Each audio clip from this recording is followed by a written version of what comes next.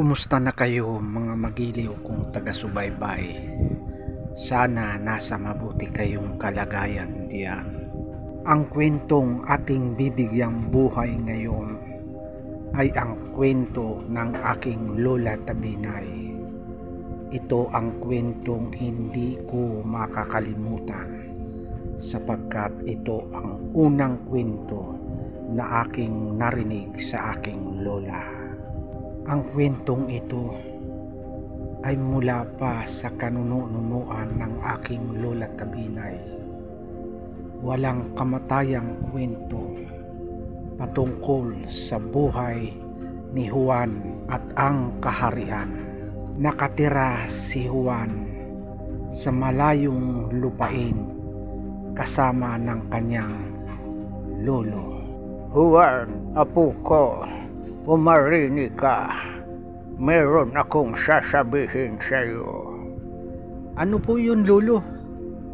Dahil sa tayong dalawa na lang ang nabubuhay sa lugar na ito mula nang mawala ang iyong lola at ang iyong ina, ay kailangan din namang malaman mo ang buong katotohanan, ang lihim ng pagkatao mo. Ikaw, apo, nasa hustong gulang na. Dapat mong malaman at maiintindihan. Ikaw ay napulot namin dito sa gitna ng kagubatan.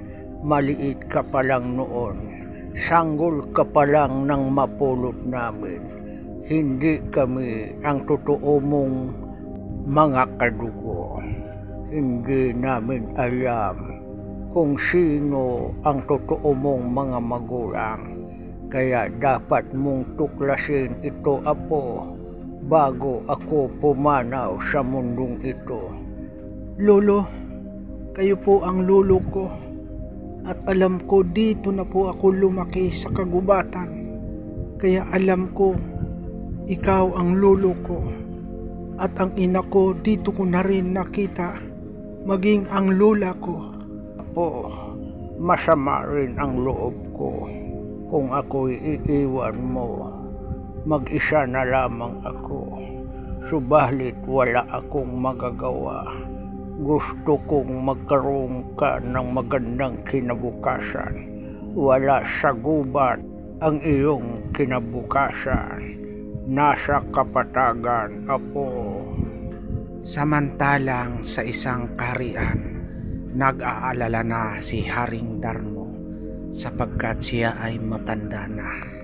Nagpatawag na si Haring Darmo ng malaking pagpupulong sa kaharian para sabihin kailangan ng magkaroon ng asawa ang kanyang kaisa-isang anak na si Prinsesa Diwata.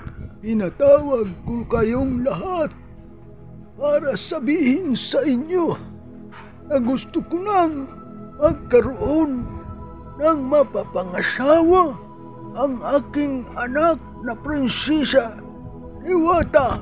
Kailangan ang mapapangasawa ng aking anak ay isang magiting na lalaki. May kakaibang abilidad.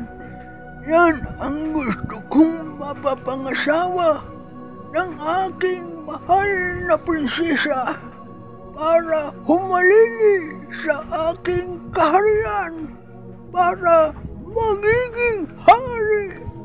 Tinipon lahat ni Haring Darmo ang lahat ng mga kalalakihan para dumaan sa isang pagsubok. Subalit ni isa walang nakapasa. Kaya pinatawag niya ang kanyang mga sundalong pinagkakatiwalaan sa kaharian. Inutusan niya ang mga sundalo para pumunta sa mga kaharian, mga kalapit na kaharian, para sabihan ang kanilang mga prinsipe na nagpapatawag si Haring Darmo sa mga prinsipeng magigiting para sumali sa isang malaking pagsubok, at kung makapasa sa pagsubok, siyang mapapangasawa ni Prinsesa Diwata. At kapag ka napapangasawa na ng Prinsesa Diwata, siya na rin maging hari kahalili ni Haring Darmo. Si Prinsesa Diwata ay napakagandang babae. Siya ang pantasya ng mga kalalakihan sa kaharian, maging sa iba't ibang dako, mga prinsipe, hinahangad na mapapangasawa, makakapareha si Prinsesa Diwata. Kaya maraming tumugon sa panawagan ng hari, mga prinsipeng galing sa iba't ibang dako, iba't ibang lugar ng mga kaharian. Ang alam ng mga prinsipe, ang pagsubok na ito ay isang malaking labanan. Dito masusubok ang kanilang pagkatao, ang kanilang husay sa paghawak ng espada. Kaya sila kaagad nagsidatingan sa kaharian ni Haring Darmo. Kinausap naman agad ni Haring Darmo ang mga prinsipe at sinabihan sila na ganito ang pagsubok. Subalit umuwi ng luhaan ang mga prinsipe. Walang nakapasa sa pagsubok. Kaya muli na namang nagpatawag ang Haring Darmo para tipunin ang mga sundalo sa kaharian para humanap sa iba't ibang lugar para sa inihahanda niyang pagsubok. Wala siyang pipiliin, maging anumang lahi, maging magsasakaman o pulubi, kasama sa mga pagsubok kapag dumating sa kaharian. Subalit sa pagkakataong iyon, kapag ka hindi na pumasa sa pagsubok, ay pupugutan ng ulo ng Haring Darmo. Sa ganung paraan, makakapili ang mga sundalo ng mga matatapang na lalaki, malakas ang loob at walang takot sa inihahandang parusa ng Haring Darmo.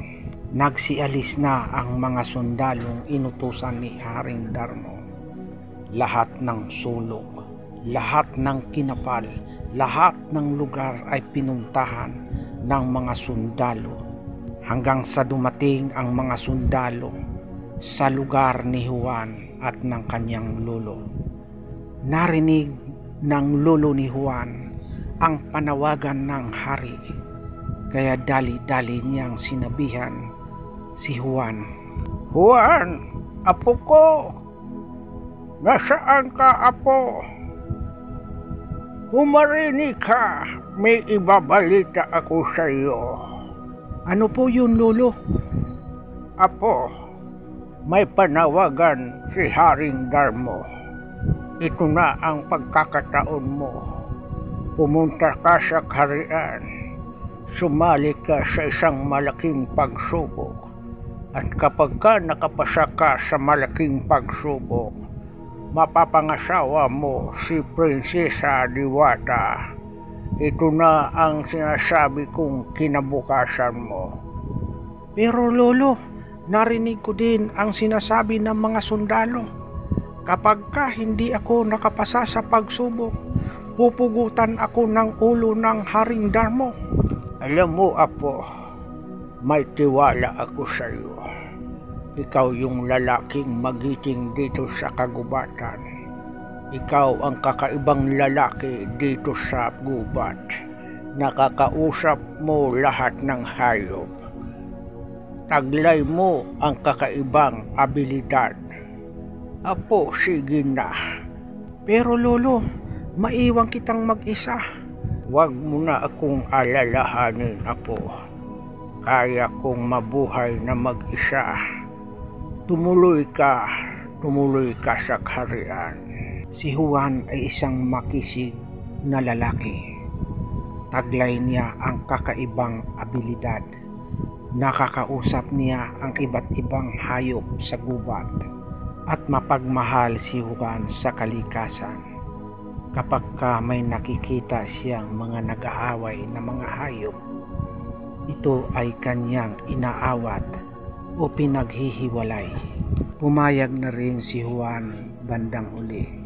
Inihahanda niya ang kanyang mga gamit para dadalhin niya mga ilang gamit lamang para pagdating niya sa kaharian, meron naman siyang maisusuot na maayos-ayos.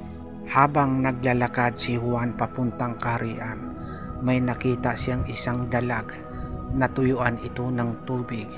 Pilit na gumagapang ang dalag, kaya ang ginawa ni Juan, binitbit niya ang dalag, dinala niya ito sa ilog. Kaya nagpasalamat ang dalag dahil sa nakakausap naman ni Juan ang iba't ibang uri ng mga hayop. Nag-usap sila, nagpasalamat ang dalag kay Juan. Juan, kung anong problema, sabihan mo lang ako. Yan ang sabi ng dalag. Patuloy na naglalakad si Juan. Pagdating niya sa unahan, may nakita naman siyang isang nag-aaway na langgam. Ang ginawa niya, pinaghiwalay niya ang langgam at dali-dali namang nagpasalamat ang langgam. Salamat Juan, pinagbati mo kami. Kapag ka may problema ka, sabihan mo lang ako, sabihan mo lang kami. Tuloy na naglalakad si Juan papuntang kaharian at pagdating na naman niya sa unahan, may nag-aaway naman ng daga. Kaya ang ginawa niya uli ay pinaghiwalay ang daga. Tuwang-tuwa ang dalawang daga sapagkat hindi na sila nag-aaway at sinabi niya kay Juan, Juan, salamat sa iyo ng napakarami. Kapag may problema ka, sabihan mo lang kami. Inabot na ng gabi si Juan, hindi pa rin niya narating ang kaharian. Mamaya-maya nakikita niya ang mga alitap-tap, nag-aaway din at kitang-kita niya ang pagrarambulan ng mga alitap-tap. Kaya ang ginawa ni Juan, pinaghiwalay niya ang mga alitap-tap at dahil dito nagpasalamat uli ang mga alitap-tap. Juan, kapag may problema ka, sabihan mo lang kami. Nakarating na si Juan sa kaharian. Tamang-tama pagdating niya, maliwanag na ang araw. Umaga na at dahil nga sa matinding parusa, kapag hindi makapasa sa pagsubok, 4 lang silang dumating. Mahal na Haring Darmo, 4 lang ang dumating, nasasali sa pagsubok. Yan naman ang ulat ng sundalo kay Haring Darmo. Inumpisahan agad ang pagsubok. Unang pagsubok, binigyan ni Haring Darmo ang 4 na lalaki kasama na si Juan ng tig-iisang basket. Ang sabi ng hari, sa loob ng 24 oras, kailangan dalhin ninyo ang mga basket sa harapan ko na puno ng tubig. Nag-aalala naman si Juan. Pumunta sa ilog, dala-dala ang basket. Ang sabi ni Juan, papaano ko ito mapupuno? May mga butas ang basket. Kaya ginawa ni Juan, umupo na lang sa tabing ilog na para bagang inaantay na lang niya kung kailan siya pupugutan ng ulo. Mamaya-maya dumating si dalag. Juan, anong problema? Ang problema ko ay pinapapuno ni Haring Darmo ng tubig itong basket. Papaano ko ito mapupuno? May mga butas ang basket.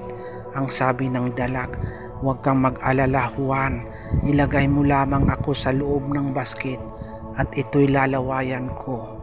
Hanggang sa nalawayan na nga ng dalag ang basket, ang sabi ng dalag, ibilad mo ito sa init ng araw. Mabilad na nga ni Juan ang basket, tila may mga salamin na nakalagay sa mga butas ng basket. Kaya nilagyan naman agad ni Juan ng tubig, dala niya sa kaharian ang basket na puno ng tubig. Dating ni Juan sa kaharian, dala niya ang basket na may tubig.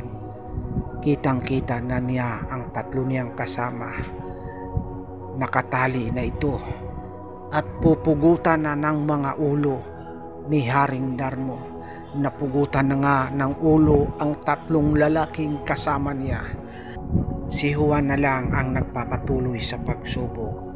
Mamaya-maya, dala-dala ng hari ang kalahating sako palay. Ang sabi ng hari, "Juan, ito ay palay. Kailangan sa loob ng 24 oras ay gagawin mo itong bigas. Subalit wag mong gamitan ng kiskisan. Mano-mano mo itong tatalupan at dalhin mo sa akin ang bigas. Hindi ka makapagsisinungaling sapagkat may kasama ka ng mga sundalo." Dinala na ni Juan ang kalahating kabang palay. Dinala niya ito sa may gubat. Kasama naman niya ang mga sundalong nagbabantay sa kanya at doon siya nakaupo lamang sa may puno. Mamaya-maya dumating ang mga daga. "Juan, anong problema?" "Kaibigan," ang sabi ni Juan, "kailangan kong talupan ang mga palay para magiging bigas." "Huwag kang mag-alala, Juan," ang sabi ng daga. "Antayin mo ako, Juan. Tawagin ko lang ang aking mga kasamahan." Mamaya-maya nagsidatingan na ang maraming daga. Inumpisahan na nilang talupan ang palay hanggang sa nagiging bigas na ang palay. Takang-taka naman ang mga sundalo sa ipinakita na abilidad ni Juan. Mamaya-maya umuwi na si Juan sa kaharian, dala ang bigas. Takang-taka naman ang hari kay Juan. Papaano niya ito nagagawa? Lihim naman na sumusulyap ang prinsesa kay Juan. Tila nagagandahang lalaki. Tila nabibighani siya sa abilidad ni Juan. Bukod sa maabilidad si Juan, may angking pang kakisigan ng katawan. Juan, 2 pagsubok na lang. Pagka nakapasa ka sa 2 pagsubok, mapapangasawa mo na ang aking kaisang-isang anak na si Prinsesa Diwata. Ang 3 pagsubok, ang sabi ng Haring Darmo, "Narito ang karayom. Ipatapong ko sa mga sundalo sa gitna ng kagubatan. Hanapin mo ito, Juan." Itinapon na nga ng mga sundalo ang nag-iisang karayom na may palatandaan at sumunod naman si Juan. Lugong-lugo naman si Juan. Papaano niya hahanapin ang karayom? Napakaliit nito, napakalawak ng kagubatan. Nang makarating na si Juan sa gitna ng kagubatan, malungkot na malungkot si Juan. Mamaya-maya dumating ang mga langgam. "Juan, anong problema?" "Malaking problema, kaibigan. May itinapon ang hari dito sa gitna ng kagubatan. Karayom, papaano ko ito hahanapin? Napakalaki ng kagubatan." "Juan, kaibigan, huwag kang mag-alala. Kami na ang bahala. Kami ang maghahanap." Nagsidatingan na nga ang maraming langgam. Kanya-kanya itong hanap ng karayom. Mamaya-maya dumating ang mga langgam. Dala-dala ang karayom. Pinagtutulungang buhatin. Inilagay sa harapan ni Juan. Nagpasalamat naman si Juan. At dali-dali namang pumunta si Juan sa kaharian. Dala-dala ang karayom. Gulat na gulat naman ang Haring Darmo sa ipinakitang galing ni Juan. Sabi ni Haring Darmo, "Ito na nga siguro ang mapapangasawa ng aking Prinsesa Diwata." Sa bawat pagsubok naman na ipinapasa ni Juan, tuwang-tuwa naman ang Prinsesa Diwata sapagkat alam niya si Juan ay may angking galing at sana sa huling pagsubok ng kanyang amang hari ay makapasa si Juan. Juan, dumating na tayo sa pinali. ikaapat na pagsubok. Ang ikaapat na pagsubok, hanapin mo kung saang kwarto ang Prinsesa Diwata. Kapag ka nakita mo, ay mapapangasawa mo na ang aking mahal na anak. Nalungkot naman si Juan. Huling pagsubok na. Mamaya pagsapit ng gabi, kailangan na niyang hanapin kung saang kwarto ang Prinsesa Diwata. Napakalaking kaharian, napakadaming kwarto. Papaano niya ito hahanapin? Isa-isahin niyang pasukin? Hindi pwede. Kailangan matiyak niya kung naroon nga si Prinsesa sa kwartong niyaon. Kapag bumukas siya ng ibang pintuan at wala doon ang prinsesa, tiyak na tiyak mapupugutan na siya ng ulo. Kaya ang ginawa ni Juan, lumabas siya doon sa may damuhan. Malungkot na malungkot si Juan. Sumapit na nga ang gabi, kailangan na niyang hanapin ang mahal na prinsesa. Pero papaano niya hahanapin? Napakaraming kwarto. Mamaya-maya dumating ang kaibigan niyang alitaptap. Kaibigang Juan, anong problema? Kaibigang alitaptap, malaking problema. Pinapahanap ng Haring Darmo ang kanyang anak na prinsesa. Yan daw ang huling pagsubok sa akin. Kapag napagtagumpayan ko ang huling pagsubok, ay mapapangasawa ko na ang mahal na prinsesa. Ang sabi naman ng alitaptap, kaibigang Juan, huwag kang mag-alala. Tingnan mo ang lahat ng mga kwarto, huwag mo lang itong buksan.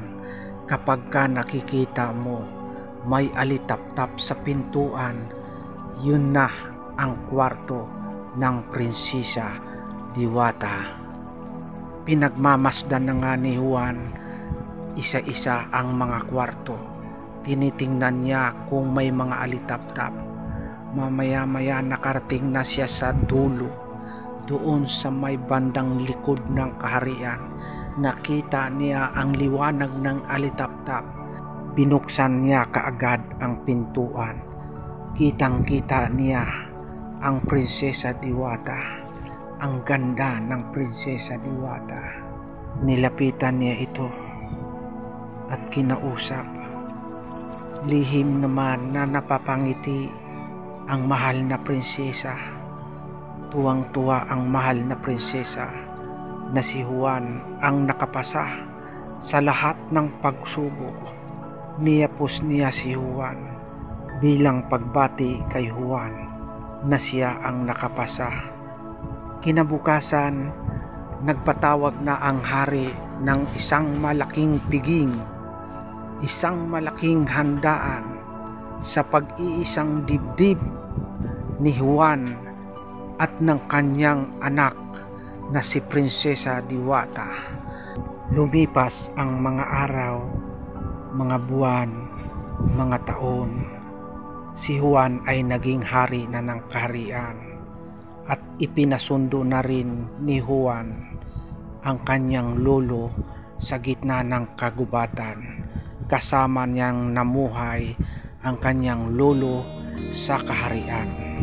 Maraming salamat po sa patuloy niyong pagsubaybay at pakikinig ng aking mga kwento ng aking Lola Tabinay. Huwag po lamang sana nating kalimutang i-like, i-share at higit sa lahat i-subscribe ang aking channel. JSD all around.